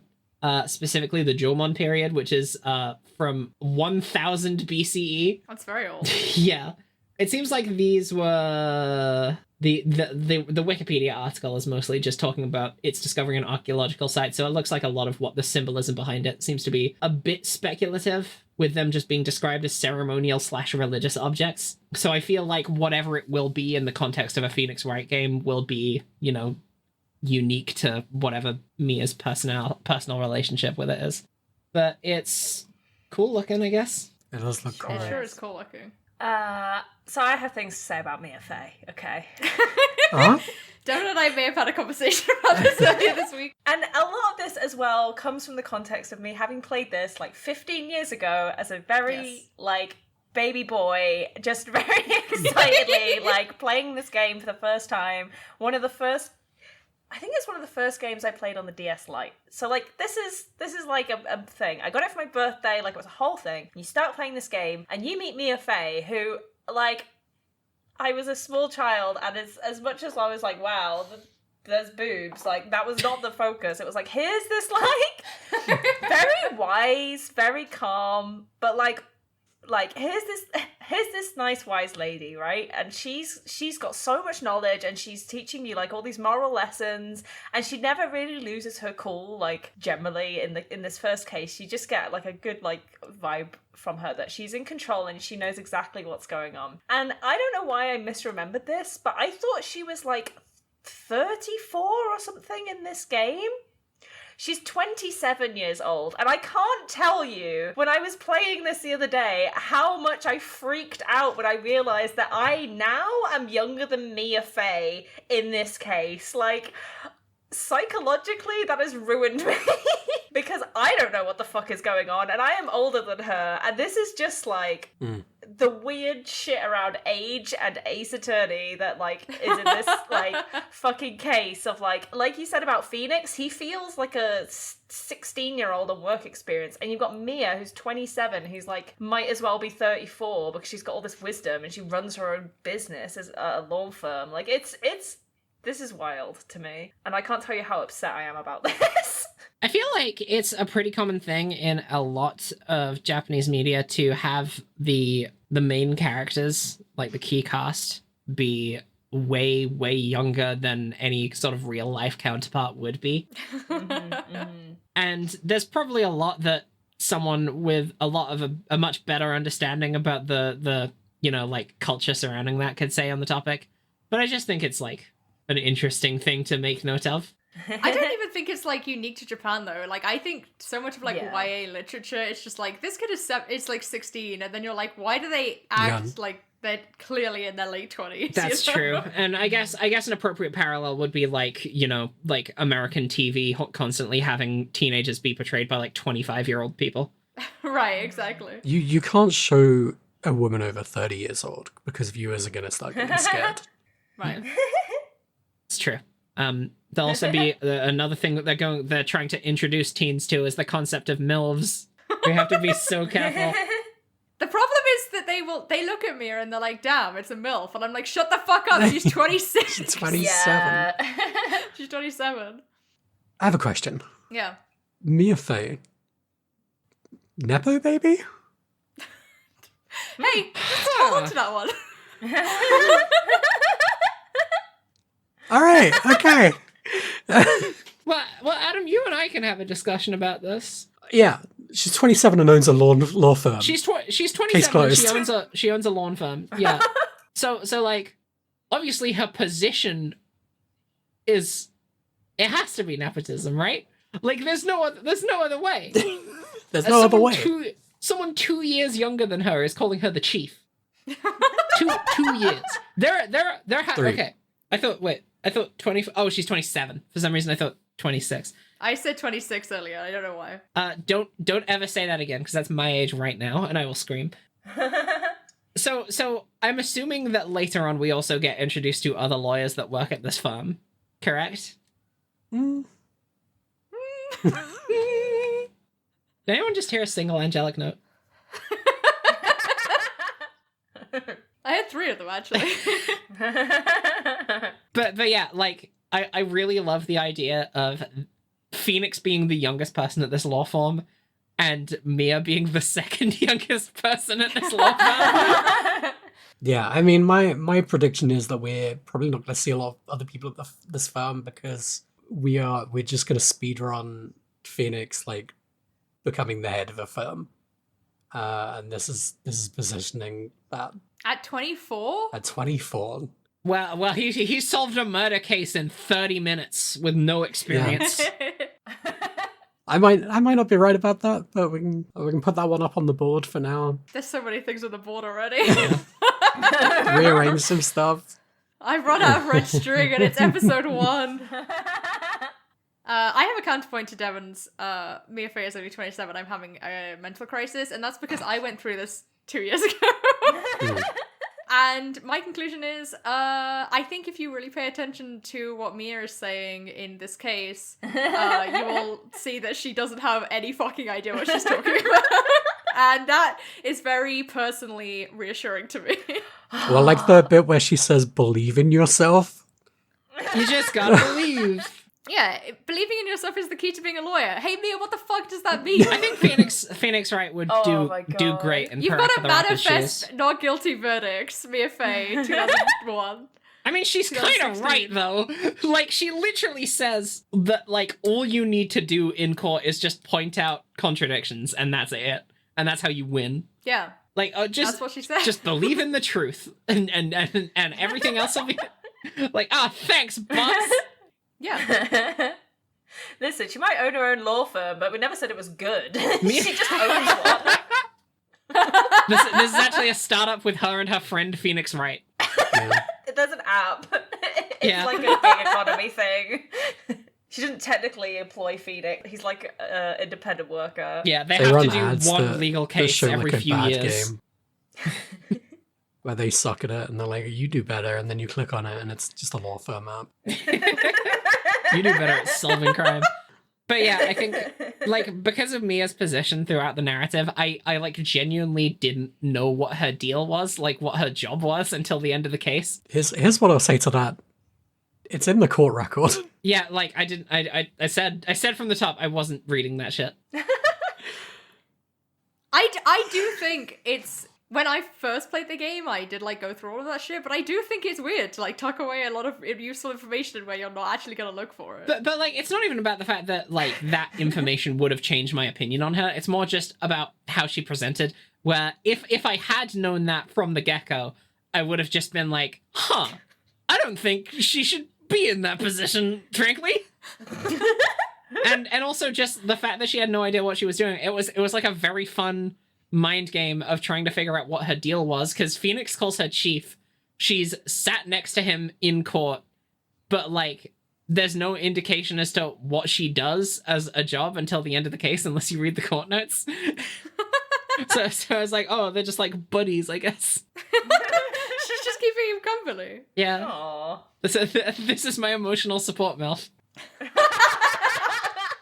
She was 27. She's 27! Oh, this is Tumblr talking about any 27-year-old woman. Good grief. I do think it's funny that there seems to be two types of like playing Ace Attorney, and it's like diligently reading all of the court records to get all of the things, or just like fuck the court record. Like I just find that really funny. Like, I'm definitely someone who like has read and reread the court record just every single time automatically. No matter how many times I play this game, I'm like, get all the information in. But it must be really fun, like, just kind of, not doing that as well. I mean, it's also worth mentioning that I have a lot of mental health problems that make retention of information extremely difficult. So a lot of the times when I like skirt over information, it's probably stuff that I did read and I've just completely forgotten, or it's stuff that I felt that I wouldn't need to read because I didn't feel the need to retain it, and therefore it went right in one ear and right out the other. But that said, I do feel like it makes for my experience playing the game to be a much more like true to myself kind of thing. So whatever perspective I provide, it will not be based on the whims of this podcast. It will be purely just what I would have been doing the whole time. Yeah, no, that is really the whim good. of the podcast, to be clear. But like, there's always like this thought at the back of my head that if I'm playing Phoenix right for this, it needs to be, I gotta play Phoenix right to the most. I was genuinely thinking to myself earlier today when I finished the case, I was like, I've still got plenty of time. I could run through it again and do the other options to get like a more thorough understanding of all of the different things that is going on here, like behind the scenes. And then I thought to myself again a few seconds after that, I was like, but wait a minute, I don't actually want to do that.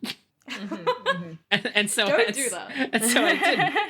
But the option was I think it makes the most sense to have like your first experience like, hey, this is how I would have played the game. It makes sense. And also here's the thing. I do think that they assume that you're going to read all of the shit, but then like in the later games, they put autoplay in where you can just like have the case play like a YouTube Let's Play, and they're not reading all the court record stuff. So that's a way that Capcom is like enabling you to play the game. And, like, it's a legitimate thing to do. And if they don't put the information in there and it becomes unclear at some point, then that's their own fucking fault. And that's worth talking about.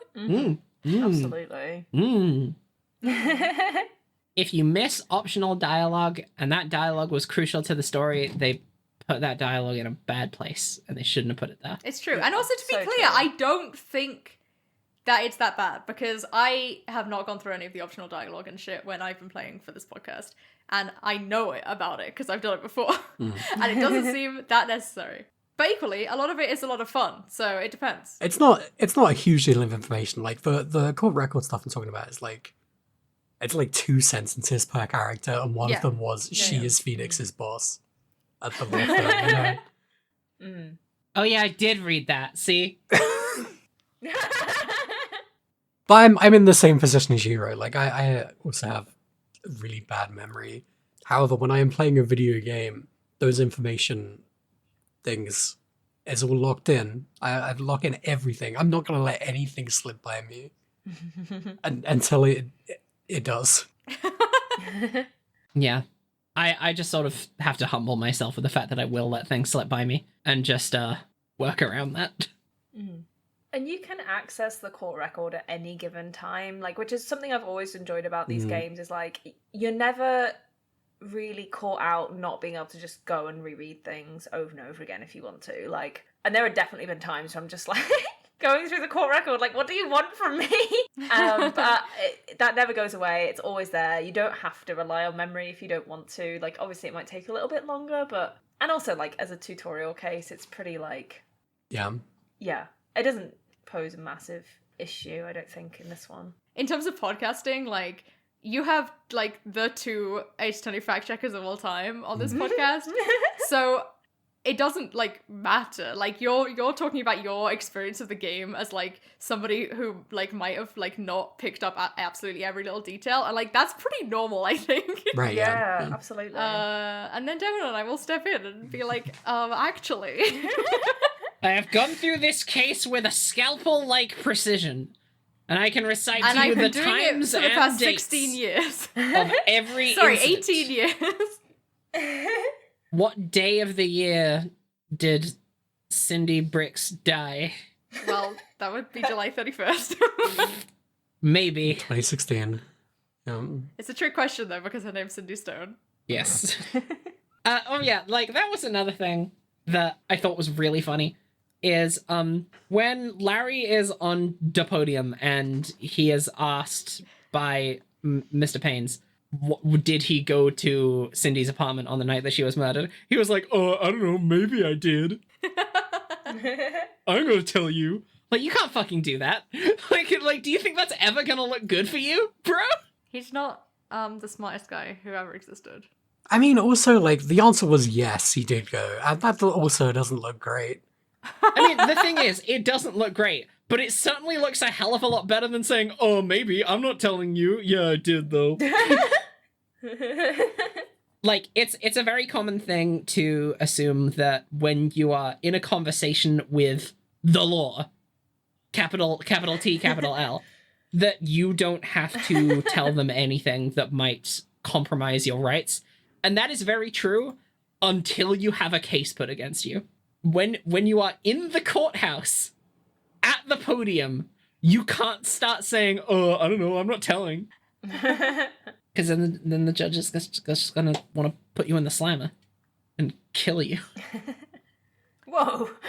I believe the oath contains the words, the whole truth. Yeah. And nothing but the truth as well.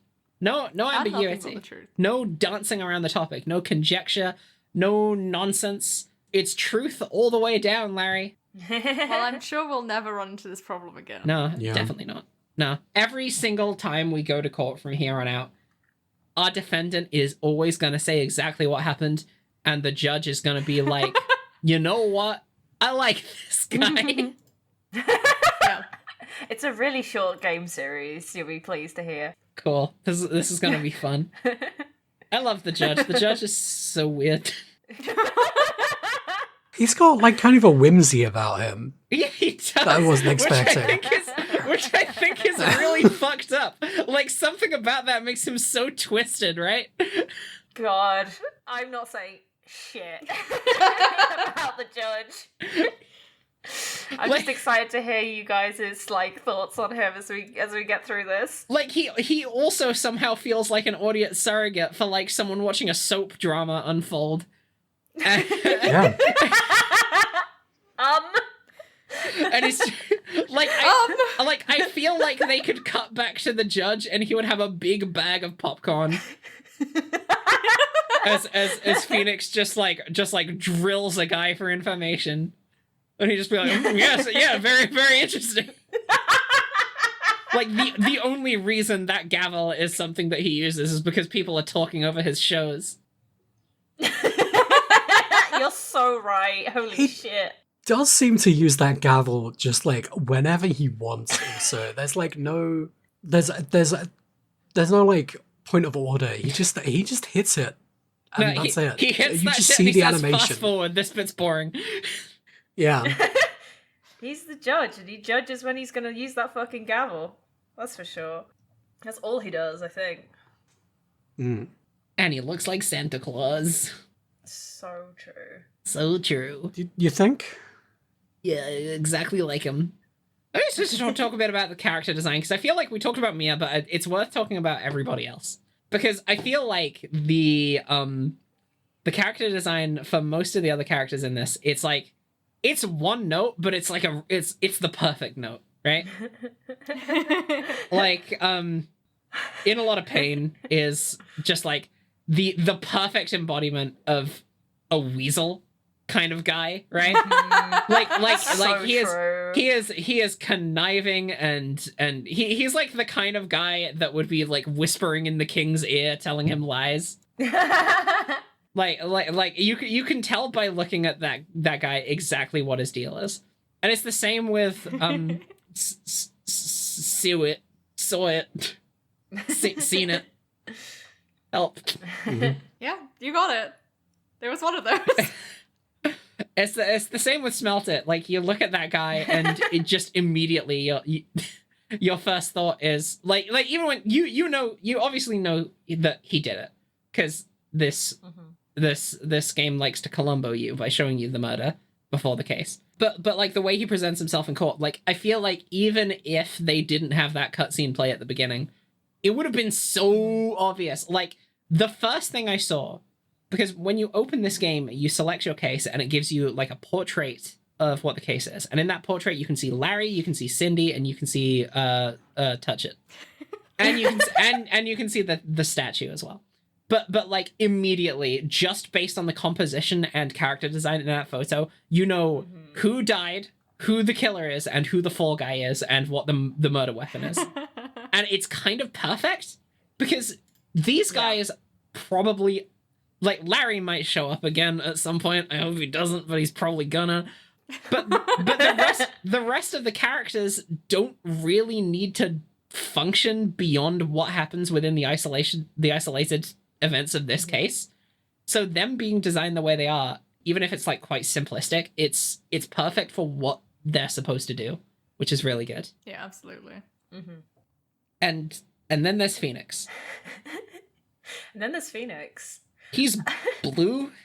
So blue. He's also blue. spiky. He's blue and he's spiky. Jay, you know the bit I wrote in my notes about what Phoenix Wright looks like?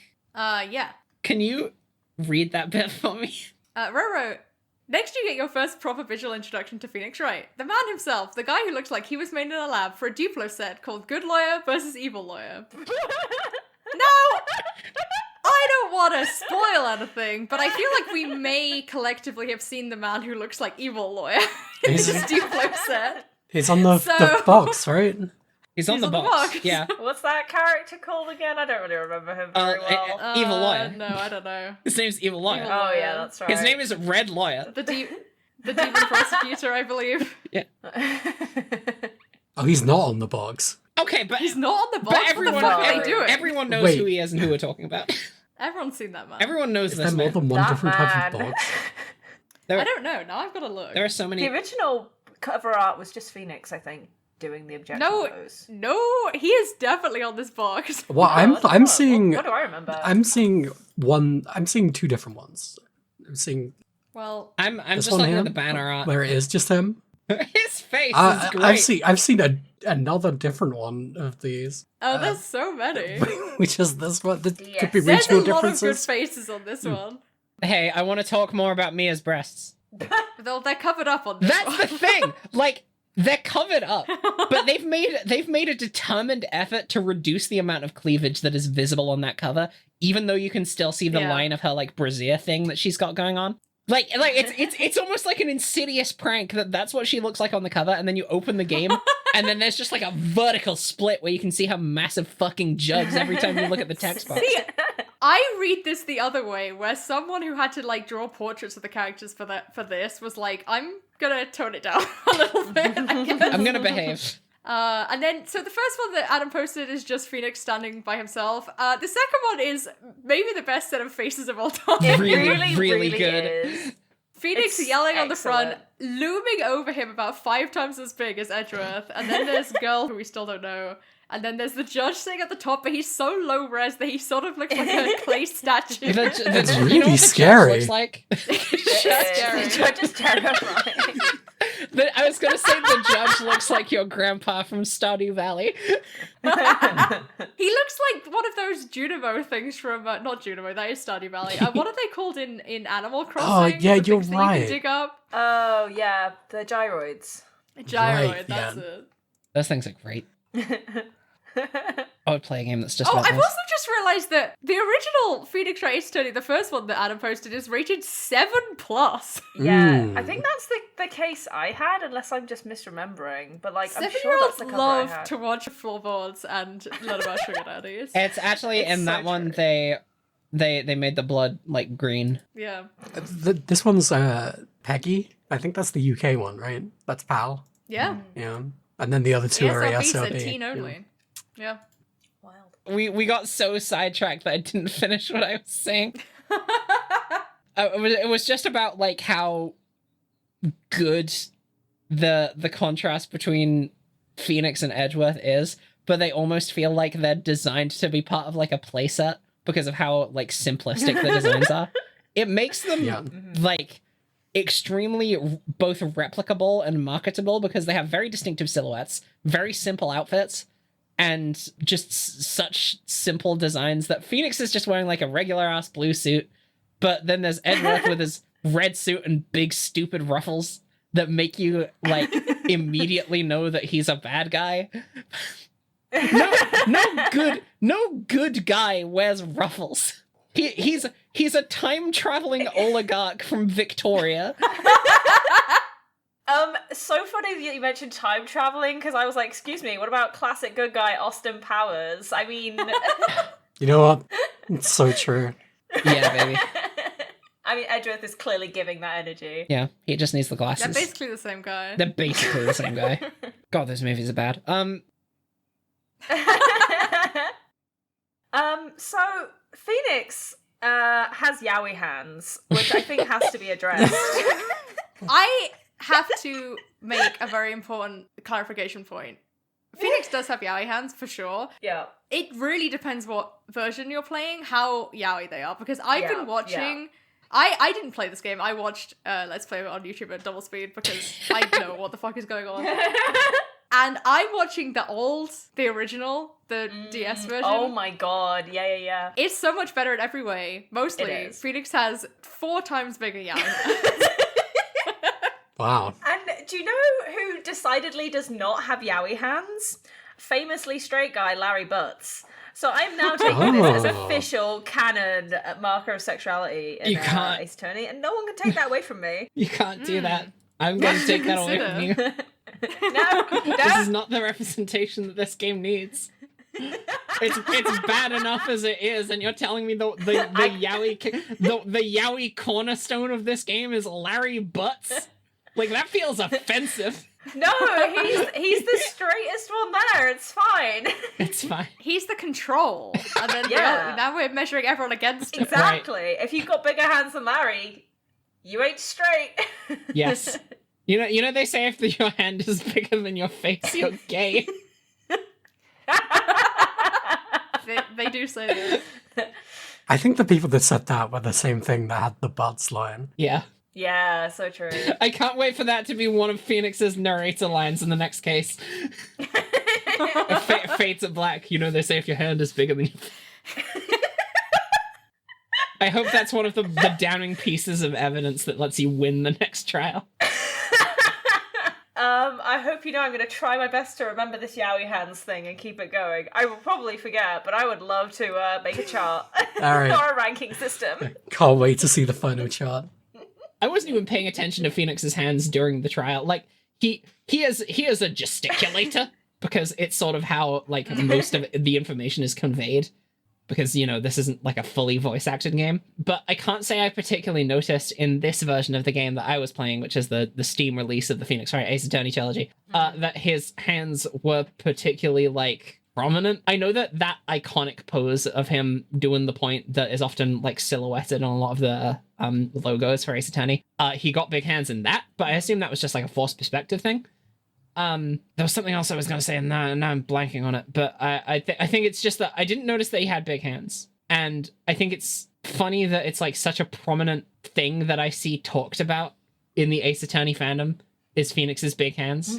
but I was just like enjoying this man. It's because we grew up in the trenches of the Yaoi DS Wars. game where they have, well, I say trenches, well, yeah, also that, but the original designs are so much more like interesting in that kind of way. Like everyone has like slightly weird kind of off-model like things about them, and a lot of that got smoothed out for the Steam release. Right. Which is sad, I think.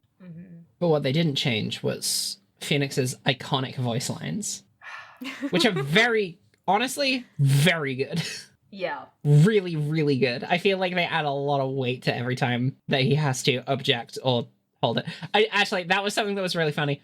So you get the setup for all of the times that Phoenix like interjects in conversation to do some big, loud thing, and he will either say objection or hold it depending on the circumstances.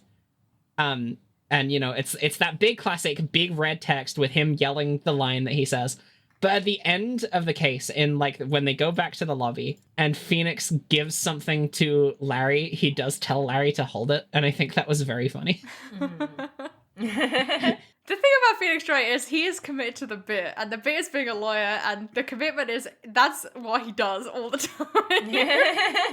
Oh, I love him so much. It is an extremely respectable hustle that he does. It's a shame that he is like 10 years old. Well, he's got time to grow, you know? So true.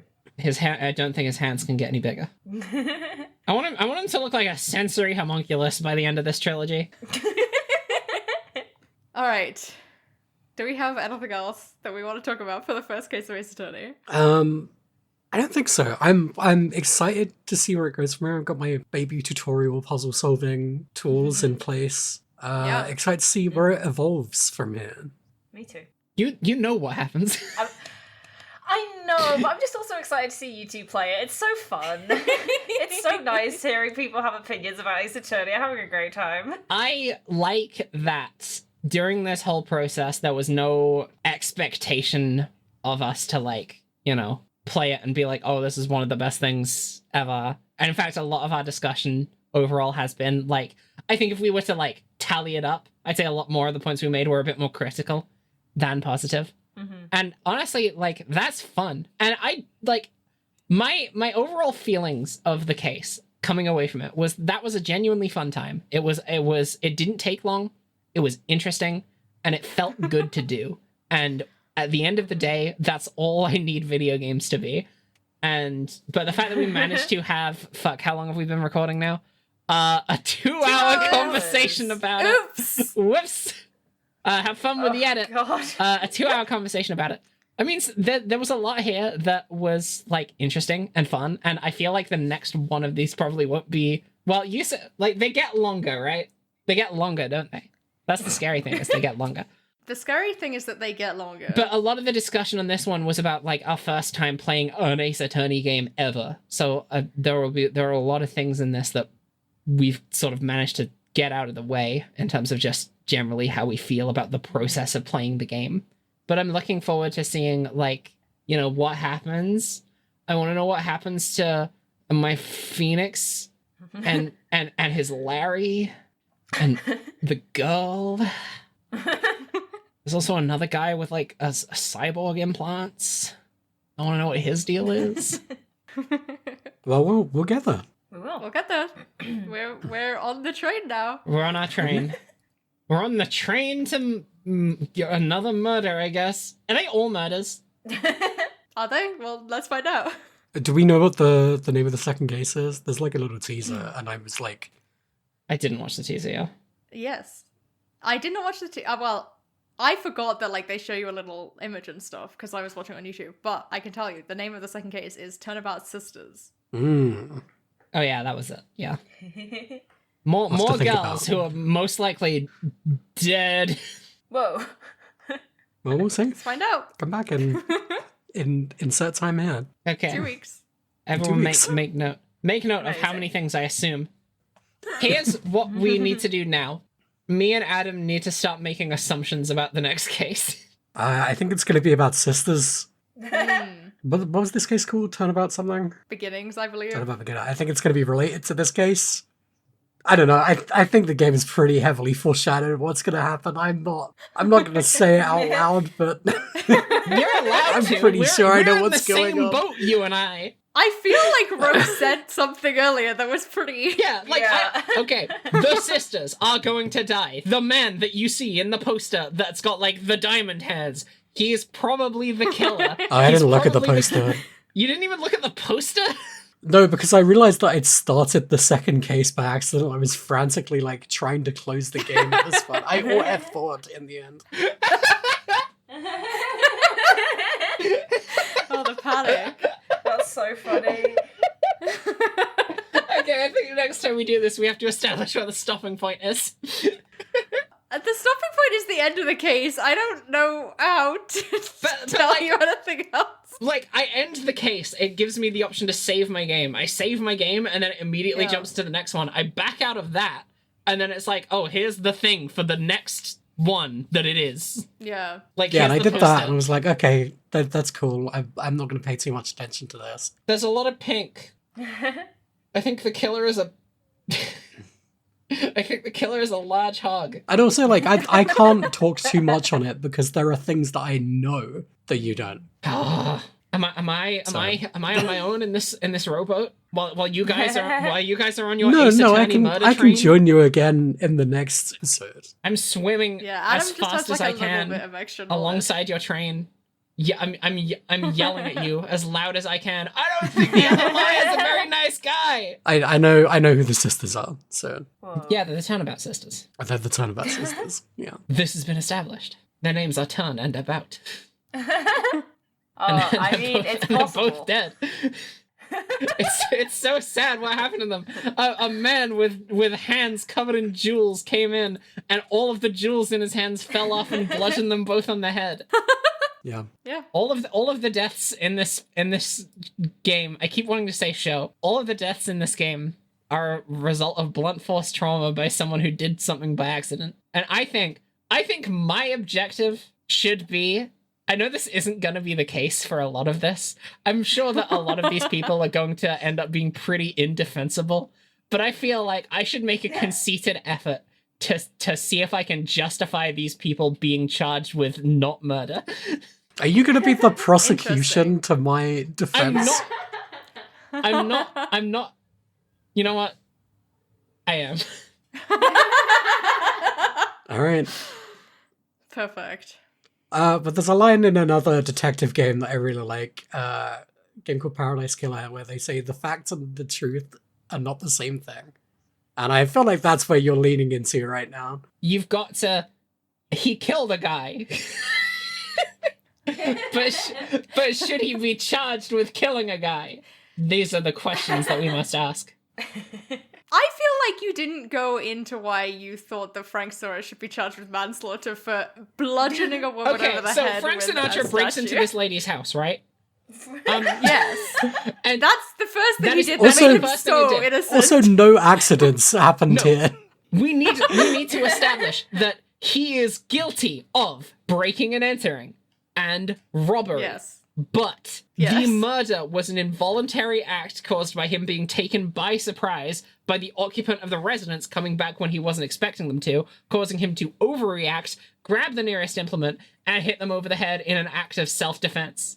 Grabbing the heaviest thing in arm's reach. Was his intention This is where I to do kill? have to reveal that I have an A-level in law because of this game. Right, of course. My And favourite fucking self-defense, thing. you have to believe that you are in the same amount of danger as you caused to somebody else. So he had to believe that Cindy Stone was going to kill him. Well, you're operating on the assumption that he hit her with the intent to kill. But it doesn't matter what you intended, it's what you actually ended up doing. Okay, well then, like, there's nothing to say that he wouldn't have been so surprised by Cindy returning, or have assumed that Cindy was someone else. Maybe another competing robber with a gun. Right. Bro, you're unraveling like a witness on the Ace Attorney stand right now. Please never go into law. I don't want so many murderers to get away with this because it's like they were really scared. Trust me, it's fine. No, you don't understand. This is a US police ass defense going on right now. Oh my god. It's so Also good. British police. I shouldn't just be pushing this on other My countries. Police defendant will stop. has never done anything wrong in his life. I see. Okay. Is he a serial burglar? Yes, but a killer? I asked the court to consider these. Also, yes. The case. He did do that. I feel like you need a different kind of lawyer game, Ro. Just not, yeah. Well, maybe the next case will be easier to defend. The man with 1 billion jewels, as you seem to think it is. Yeah. He looks really innocent to I me. would like the court to consider the fact that my defendant has so much money. He's so rich. And he would give you some of the money if you didn't think about this too hard. All right. Should we wrap things up? Yeah. Perhaps. I don't know how to do that, by the way. I've never learned. It's not my job, Chief. Well, we don't have a pun, so that's kind of. Well, the fucked worst with thing things. is that Diego and I would. This is when we would do the here's how you can find us on the internet, and you already fucking did that. So It's easier now to what do am it I at the top supposed to than the do? You're right. You're so right. That's why I hated doing it at the end. But now what? Goodbye. Well, thanks All right. for listening to this Thanks for coming out. 2-hour recording of. The case is now closed. Drive safe. Wow, that's good. Do you want to read? Podcast- Do you want to read podcast is adjourned. the transcript from the final lines of the case? Sure. That sounds great. Isn't it like next case is gonna be real bad? Mhm. Isn't that what it says? Yeah, one sec. It says, and so, my first trial came to a close. Larry slapped me on the back and said, "Gee, Nick," his name is Nick, by the way, "it's good to have friends, but I'm pretty sure he's not going to pay us, unless you count the clock he gave Mia." I didn't know it then, but that clock was soon going to be at the center of another incident. And my promise to tell the chief about me and Larry would be one promise that I wouldn't be able to keep. I think you should have said Larry slapped him on the butts. I think G Larry is good to have friends is a really nice closing statement. Well, G Larry, it's good Not to have friends. G Nick, I'm sorry. We'll see you in 2 weeks.